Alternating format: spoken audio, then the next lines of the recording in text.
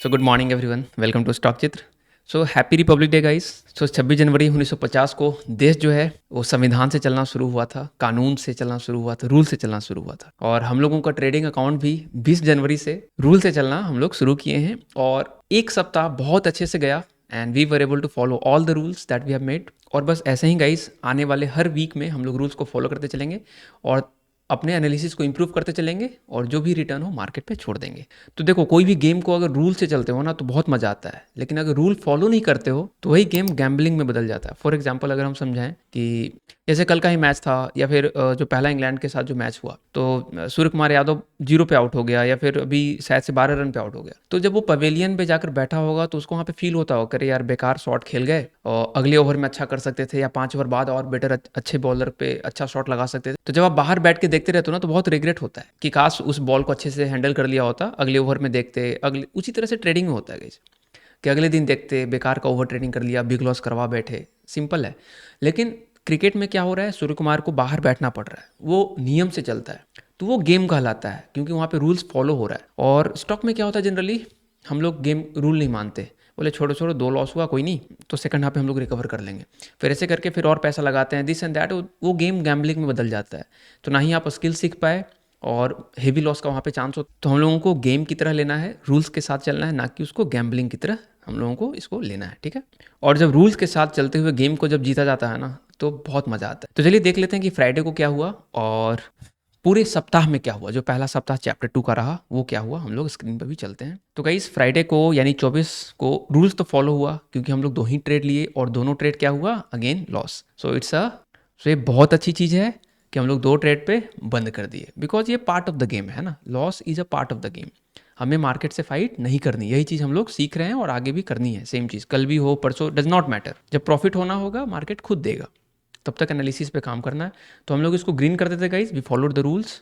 और 2266 के यहाँ पे लॉस हुआ है तो हम लोग 1.6 पे पहुँच जाएंगे अब, ठीक है। आगे का प्लान हम लोग बाद में कर लेंगे। तो पहले ट्रेड में 935 गया, दूसरे में 1106 के आसपास, तो दोनों मिलाकर 2041 के आसपास लॉस हुआ है। तो चलो पूरे सप्ताह में हम लोग यहाँ पे देख लेते हैं। जनवरी का वीक 4 से हम लोग शुरू किए थे।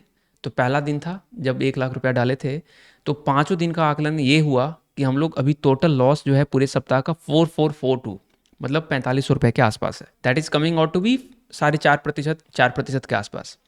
तो इट्स इम्प्रूवमेंट। जहाँ पे हम लोग एक दिन में 7,000 लॉस किया करते थे, फिर सब मिलाकर 10,000 पे थे हम लोग, तभी वो चीज़ घटकर 4,000 पे आ गया है। सो ये बहुत अच्छा इंप्रूवमेंट है। अब अगले सप्ताह में देखते हैं मार्केट क्या सरप्राइजेस हम लोगों के लिए रखता है। और विन रेट देखें तो विन रेट गाइज अभी बहुत कम है, 18%, 20% है। यानी कि अगर हम 100 ट्रेड लेते हैं तो मेरा 20 ही ट्रेड चलता है, 80 ट्रेड गलत जाता है या फिर कॉस्ट टू कॉस्ट या पार्सल प्रॉफिट इस तरह से होता है। तो हालांकि कम है, मेरा विन रेट जनरली अच्छा होता है, 30% होता है, 30 के आसपास, 25 के आसपास रहता है विन रेट मेरा जनरली। अक्टूबर में भी देखोगे तो 30 के आसपास था, बट इस बार थोड़ा विन रेट कम हुआ है। तो विन रेट पे काम करेंगे और बेटर ट्रेड्स लेने की कोशिश करेंगे, ठीक है। और अक्टूबर वाले महीना में भी देखोगे कि पहला वीक जो है हम लोग लॉस में रहे थे, फिर सेकेंड सप्ताह, थर्ड, फोर्थ, चारों सप्ताह लगातार हम लोग ग्रीन में रहे थे और ओवरऑल 57% का रिटर्न बना था। जरूरी नहीं है सेम चीज़ रिपीट हो, हम लोग यहाँ पे जो भी है 4% जो भी होगा दिख जाएगा, है ना। ज़्यादा टेंशन लेनी नहीं अपने को, टेंशन बस ये लेनी है कि रूल फॉलो होते चले जाना चाहिए बस। तो ये रहा था गाइस 24 जनवरी का। यहाँ पे देखोगे हम 2 ही ट्रेड लिए थे और आप यहाँ पे अभी जो बैलेंस बचा हुआ ओपनिंग बैलेंस 1,06,000 आ जाएगा, ठीक है। तो चलिए आइए हम निफ्टी चार्ट पे एक और नज़र डाल लें। तो मार्केट बहुत ही सरप्राइजिंग था फ्राइडे को।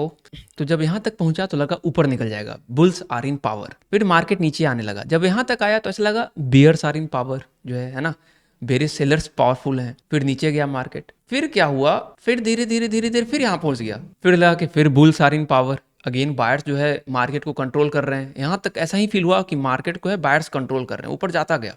फिर थोड़ी देर बाद क्या हुआ, जब यहाँ तक आया ऐसा लगा साइडवेज रहेगा, साइडवेज के बाद थोड़ा सा आगे और बढ़ाओगे तो अब ऐसा लगा कि बियर्स आर इन पावर। मतलब शुरुआती में बुल्स पावरफुल दिखा, फिर बेयर्स पावरफुल, फिर बुल्स पावरफुल, फिर बेयर्स पावरफुल, और ये सिलसिला चलता रहा और मार्केट नीचे पे क्लोजिंग हुआ है। और डेली चार्ट में अगर हम लोग देखें तो डेली चार्ट में ऊपर जाकर पूरा ही सेल ऑफ हो गया, नीचे की तरफ है। तो कभी भी जो बॉटम है यहाँ पे 22,900 समथिंग, 23,000 का, वो आराम से क्रैक करके इतना बड़ा रेड कैंडल बन सकता है। बट जो भी होगा गाइज, हम लोग रिजिड बायस बना के नहीं चलेंगे, इस गलती में हम पहले भी फंस चुके हैं। रिजिड बायस नहीं होगा क्योंकि देखो हम लोगों को छोटे ट्रेंड कैप्चर करने होते हैं 3 मिनट के टाइम फ्रेम पे।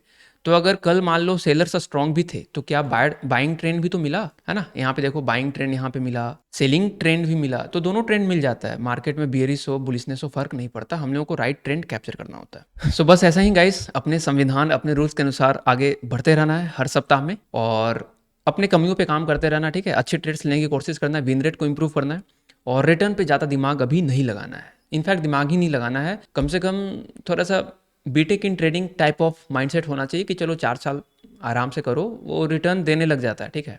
ज़्यादा सोचने की जरूरत नहीं है। So this is it guys. अगर आप वीडियो पे नए हैं तो लाइक शेयर एंड सब्सक्राइब सब करके जाइए। बाय बाय, टेक केयर, जय हिंद।